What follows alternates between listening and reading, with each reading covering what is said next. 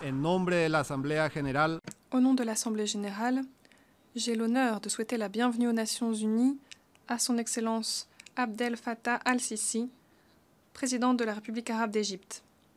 Je l'invite à prendre la parole devant l'Assemblée.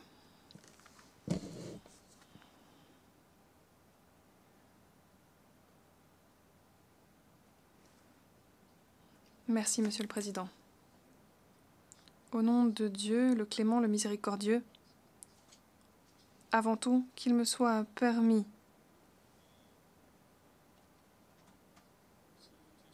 de vous saluer sincèrement au nom du peuple d'Égypte. Félicitations, Monsieur le Président, à vous et à votre pays frère à l'occasion de votre accession à la présidence de la présente session de l'Assemblée générale. Je remercie votre prédécesseur, le ministre des Affaires étrangères de l'Ouganda, pays frère, qui a consenti des efforts exceptionnels au cours de sa présidence de la session précédente.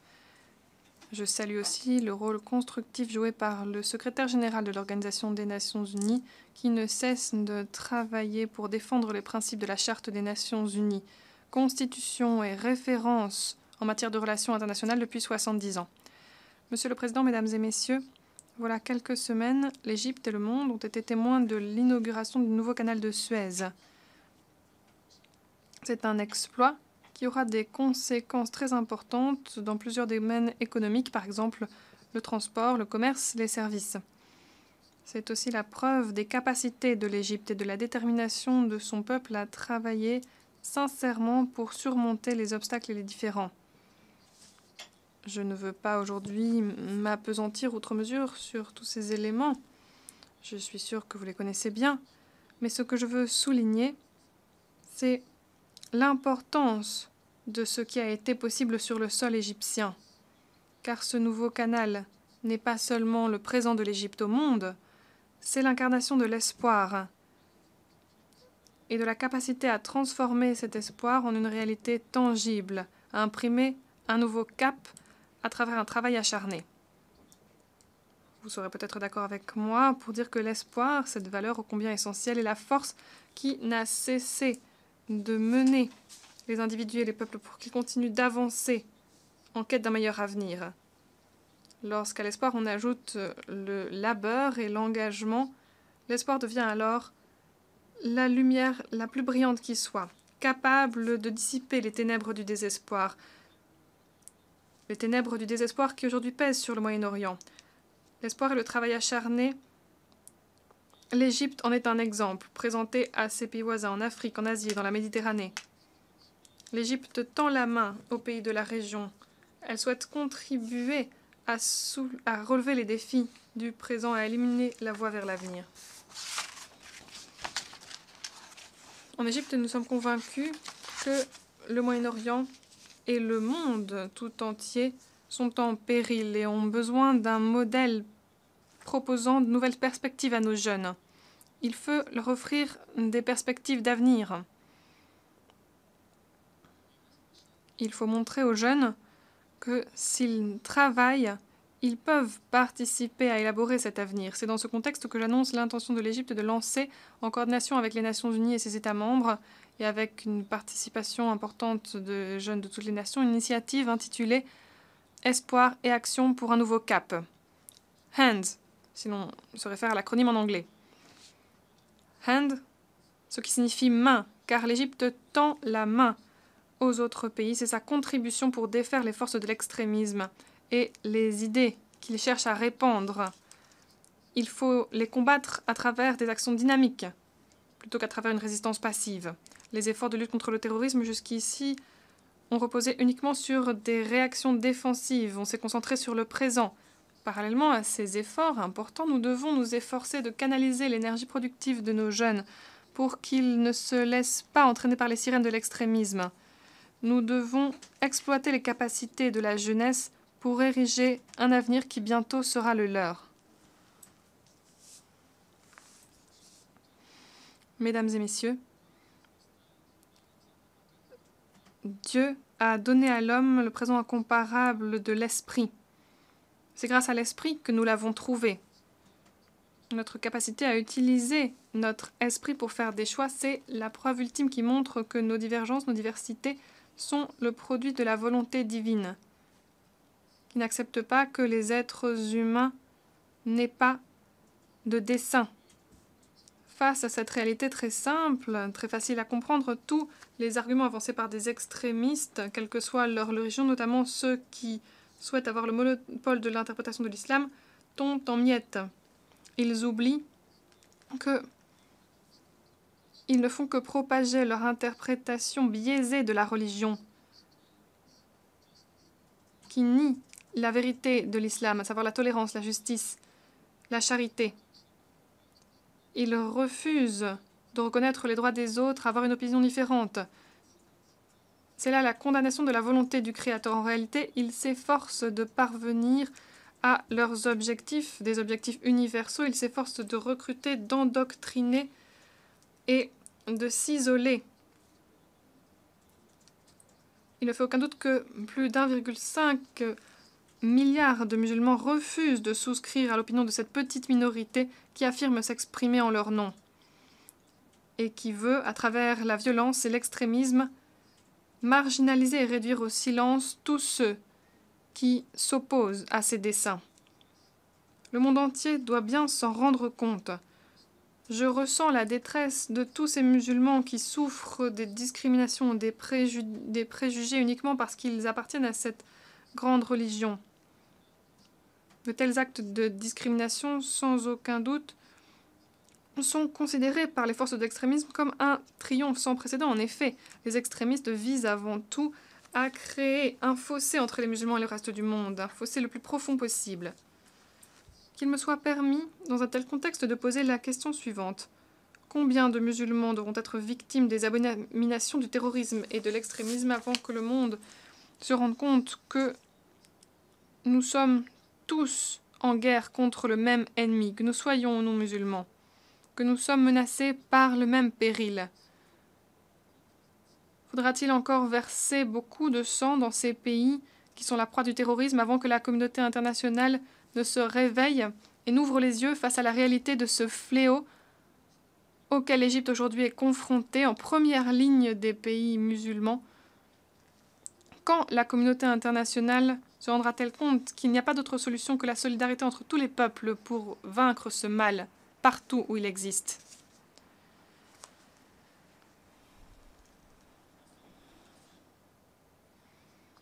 Mesdames et messieurs, nous avons tous été témoins de la spirale qui a engouffré la Libye lorsque les forces de l'extrémisme ont annoncé leur présence à travers des actions violant les principes de l'islam et de l'humanité. Le massacre d'Égyptiens sur les côtes de la Libye n'a été que le résultat de la complaisance dans la lutte contre l'extrémisme, et ce contre la volonté du peuple libyen. Les tendances à l'exclusion ont été tolérées. On a permis aux extrémistes de prendre en otage le destin de la Libye et de son peuple. L'inquiétude de l'Égypte face à l'avenir, à la sécurité et à la stabilité de la Libye nous ont poussé à lancer un effort au sein des Nations Unies pour parvenir à un règlement pacifique. Et cet effort a joué un rôle significatif dans la signature de l'accord politique libyen qui devrait être considéré comme un jalon. Les efforts de la communauté internationale devraient maintenant être renforcés, tout comme son appui aux parties à l'accord, et ce pour reconstruire l'État libyen, l'autonomiser, pour qu'il puisse combattre efficacement le terrorisme et pour que ses capacités à défaire cette menace soient accrues, avant que la Libye ne devienne une base pour que les forces extrémistes ne puissent cibler les voisins de la Libye. Dans ce contexte, j'insiste sur l'importance de continuer à encourager à l'établissement d'un environnement propice à une participation accrue des Libyens qui sont convaincus dans l'importance d'un État moderne. Parallèlement, il faut bien sûr continuer nos efforts pour éradiquer le terrorisme, sans relâche. Nous avons aussi tous constaté à quel point les extrémistes ont exploité les aspirations légitimes du peuple syrien pour engouffrer cette nation sœur dans le chaos, et ce, pour atteindre leurs objectifs. et servir leurs intérêts. Des conflits ont émergé entre les organisations extrémistes elles-mêmes.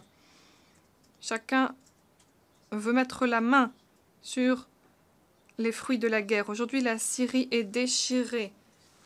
La crise humanitaire est très grave et les ambitions des partis régionales sont mises à nu. Dans une telle situation, l'Égypte appelle les parties nationales syriennes à se réunir au Caire pour formuler un plan clair pour une période d'intervalle conformément à ce qui avait été décidé à Genève. Ce serait un terrain d'entente pour que tous les Syriens puissent édifier une Syrie démocratique, jouissant de la souveraineté sur tout son territoire, d'une façon qui préserverait l'État et ses institutions et protégerait la diversité et l'identité nationale de la Syrie.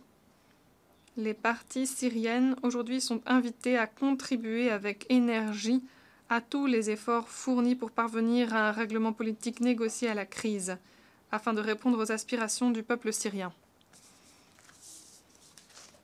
Mesdames et messieurs, l'appui militaire et politique de l'Égypte au Yémen, la participation de l'Égypte aux mesures prises par la coalition d'États étayant le gouvernement légitime, constitue une réponse à la demande du Yémen lui-même. C'est aussi le fruit de notre responsabilité. Nous devons préserver la sécurité nationale arabe face à des tentatives de s'ingérer dans les affaires intérieures de cet État. C'est aussi une conséquence de notre attachement à l'unité, à l'indépendance et à l'intégrité territoriale du Yémen. Nous exhortons la communauté internationale à fournir les efforts qui s'imposent pour relancer le processus de transition politique conformément à l'initiative du Golfe et à son mécanisme de mise en œuvre, et conformément aux résolutions pertinentes du Conseil de sécurité.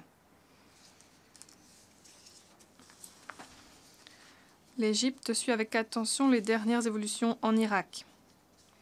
Nous espérons que les réformes adoptées par le gouvernement contribueront à rétablir la cohésion au sein de la population irakienne et à progresser vers une réconciliation nationale. Comme l'Égypte l'a souligné par le passé,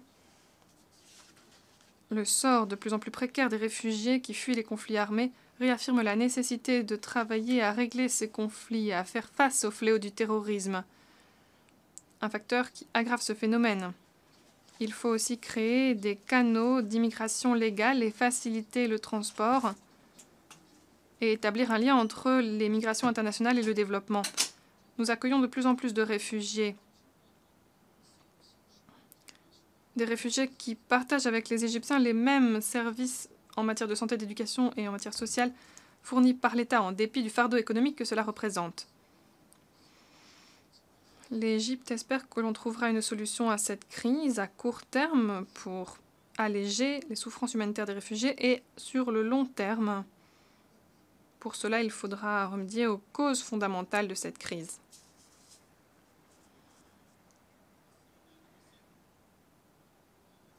Mesdames et messieurs, ce que je viens de dire est peut-être un exemple de la menace croissante que représente l'exploitation par des organisations terroristes des crises politiques pour parvenir à leurs propres objectifs. En tant que président de l'Égypte, un pays qui est au cœur de cette confrontation, j'ai le devoir d'avertir quant au danger que représente cette menace qui pourrait s'étendre à d'autres crises de la région. Je pense notamment au cas de la Palestine. La cause de la Palestine est une cause juste. Résoudre ce conflit et autonomiser le peuple palestinien pour qu'il puisse exercer son droit à l'autodétermination et son droit à avoir un État indépendant dans les frontières du 4 juin 1967 avec Jérusalem-Est comme capitale.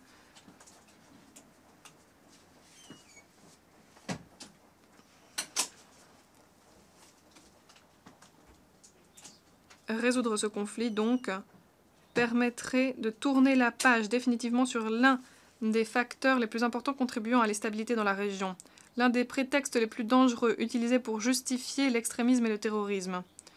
Vous serez peut-être d'accord avec moi pour dire qu'il est essentiel de résoudre ce conflit sans hésitation, afin que les pays de la région puissent se concentrer sur la construction d'un avenir commun pour parvenir à la prospérité et ériger un avenir meilleur pour les générations à venir. Les manifestations plutôt récentes à Jérusalem confirme que la paix est difficile à obtenir. Nous devons tous unir nos forces pour trouver des solutions. Mesdames et messieurs, les Égyptiens comprennent l'importance d'autres facteurs, outre la lutte contre le terrorisme et l'extrémisme, pour parvenir à la stabilité et à un développement complet. Le soulèvement en Égypte, l'appel au changement qui a été lancé, ont été une expression de notre compréhension de cette situation, de ce qui est nécessaire pour bâtir une nation moderne et pour atteindre ses objectifs. Nous savons que nous n'avons fait que quelques pas en avant et que le chemin sera encore long, mais nous sommes déterminés à continuer à avancer jusqu'au bout en dépit des défis. Cette année, des élections parlementaires seront organisées en Égypte, conformément à la feuille de route dressée pour l'avenir. Les représentants du peuple pourront donc exercer leurs responsabilités de suivi et leurs responsabilités législatives au cours de la phase à venir. Cette phase, si Dieu le veut, permettra de continuer à réaliser les aspirations du peuple égyptien en matière de liberté, de dignité et de justice sociale. Dans un tel contexte, je tiens à souligner que le gouvernement égyptien a lancé en mars la stratégie de développement durable pour l'Égypte à l'horizon 2030, en phase avec la quête de la communauté internationale pour mettre en place un programme de développement pour l'après 2015 ambitieux. Nous espérons que ce programme prendra compte de l'importance des responsabilités communes mais différenciées qui sont les nôtres, alors que nous nous retrouvons confrontés à différents défis mondiaux. Nos responsabilités sont la fonction de nos capacités, de nos ressources et de la diversité de nos cultures. Le développement est un droit humain fondamental. Promouvoir l'exercice de ce droit, notamment dans les pays en développement et en Afrique, est une responsabilité commune et une priorité absolue, notamment pour les pays développés. Mesdames et messieurs, le projet que propose l'Égypte est la poursuite d'un long chemin, aussi ancien que l'histoire elle-même. Au cours de ce chemin, les Égyptiens ont toujours souhaité la bienvenue à tous ceux qui ont traversé leur terre. La contribution de l'Égypte à l'humanité est donc significative jusqu'à aujourd'hui. À travers sa nomination au sein du Conseil de sécurité de l'ONU pour les 2 prochaines années, l'Égypte aspire aujourd'hui à accroître sa participation et à consolider la paix et la stabilité internationale.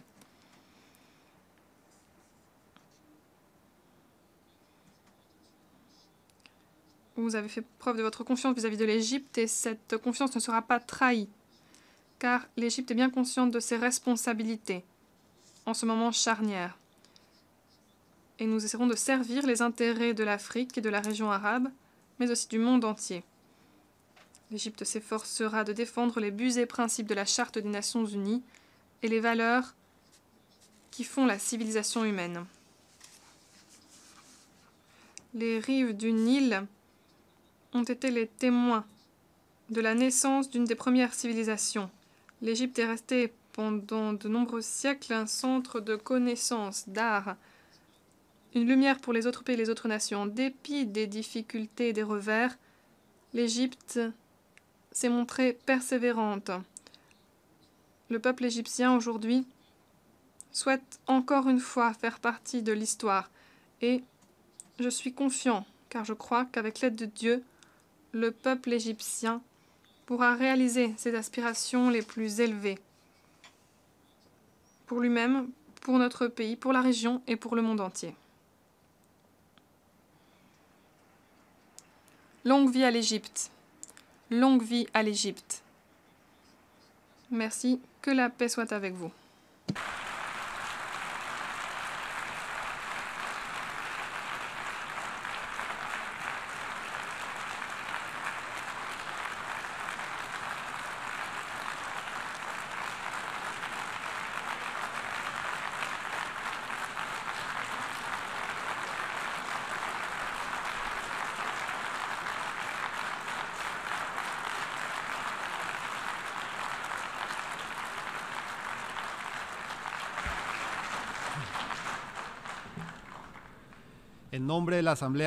Au nom de l'Assemblée générale, je remercie le président de la République arabe d'Égypte pour son allocution. Je demande aux représentants de rester à leur place pendant que nous prenons congé du président.